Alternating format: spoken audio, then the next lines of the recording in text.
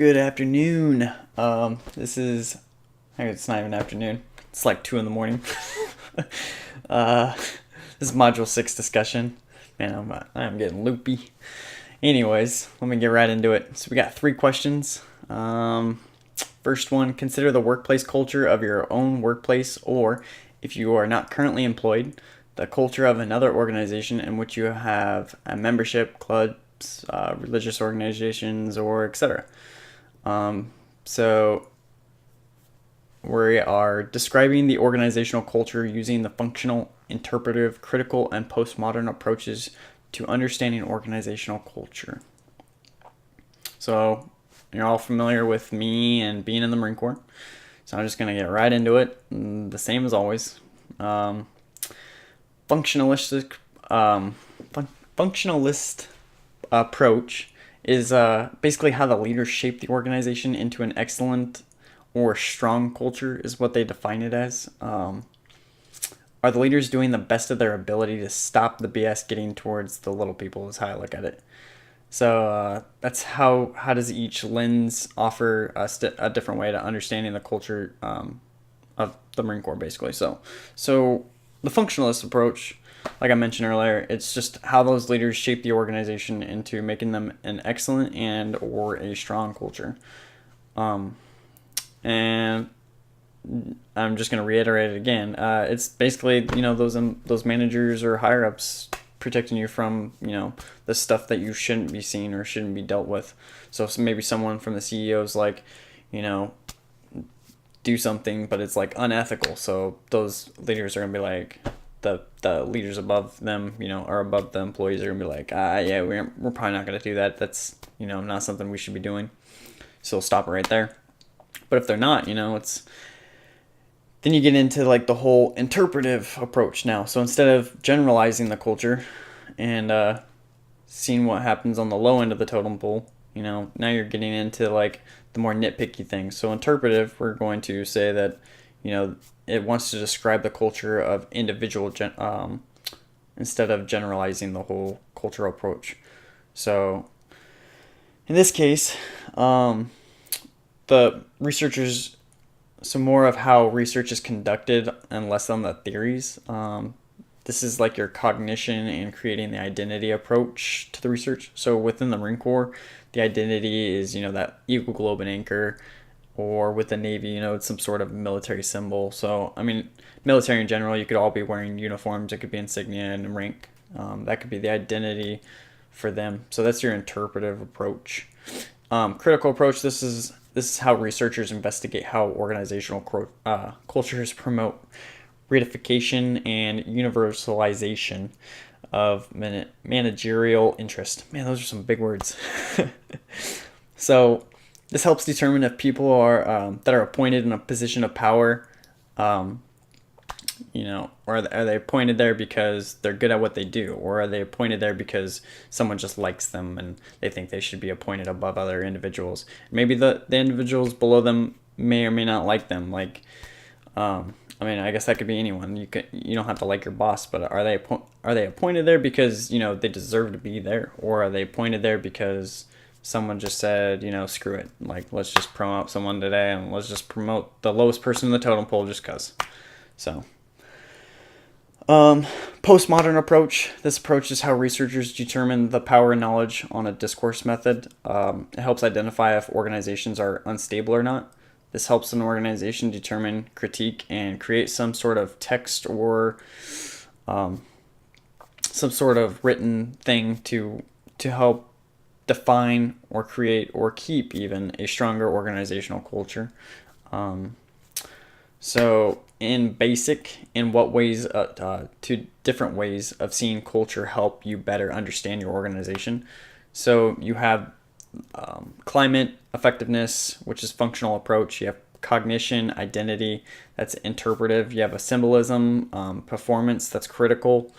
You have critique and text, that's postmodern. I guess I said earlier that identity that's an interpretive, and I mentioned that it was insignias. I was completely wrong there. It's actually symbolism. I just reread it wrong. Anyways, next question. Oh, by the way, that was all on page 174. if anyone was curious. Not all of it, but the majority of it was on 174. So for that climate effectiveness, cognition, identity, symbolism, performance, critique, and text, that's all in 174. The rest of it's kind of spread out through there before it.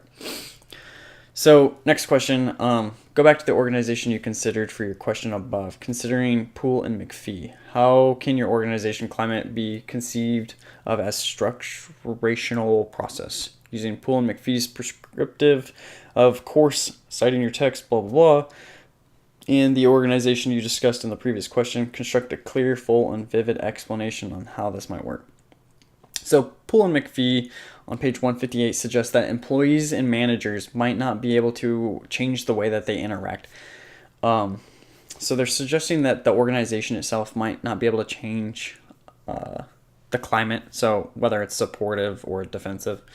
So they suggest that maybe the managers are a variable. So the managers in this case can change the way that they communicate and perform, maybe improving the way that they communicate and maybe improving the way that they perform. Furthermore, they suggest that by social interacting with employees as a manager, this can change the climate without full awareness of their impact on those employees. Again, that's on 158.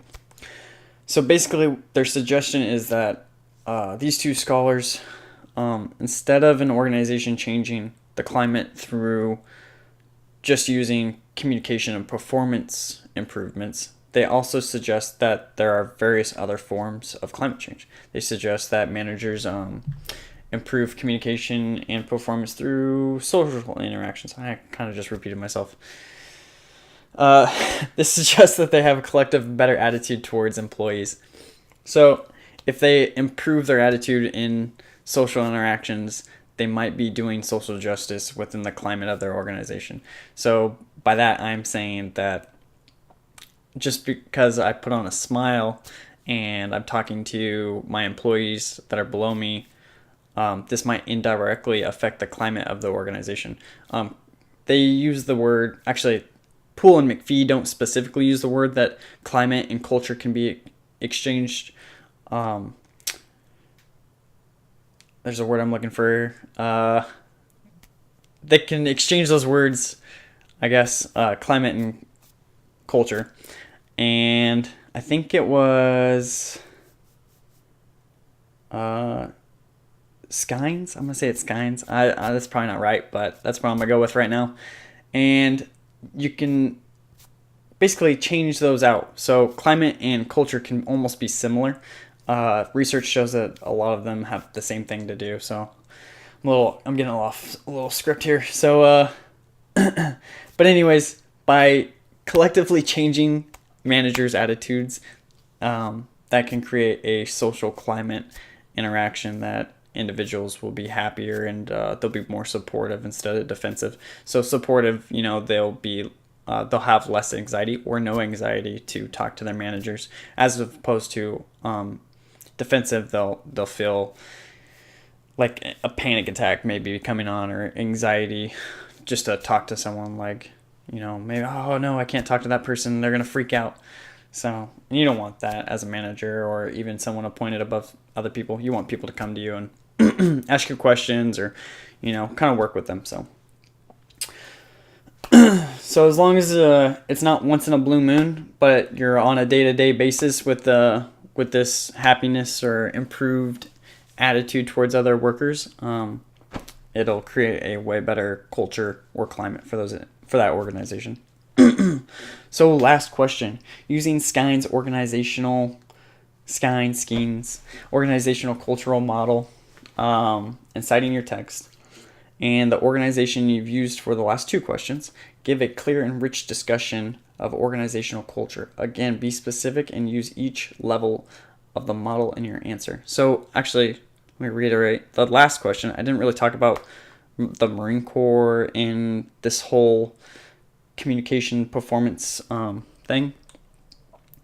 So with Poole and McPhee, I'm going to say that, talking to Marines on a day-to-day basis, it's nice to have someone to sit down and talk to with, and have like a positive attitude, you know that you can talk to them. So it keeps like a chill climate until you're on deployment, and then there's a whole different kind of mode that your head goes into, and kind of keep your head on a swivel. So back to the question.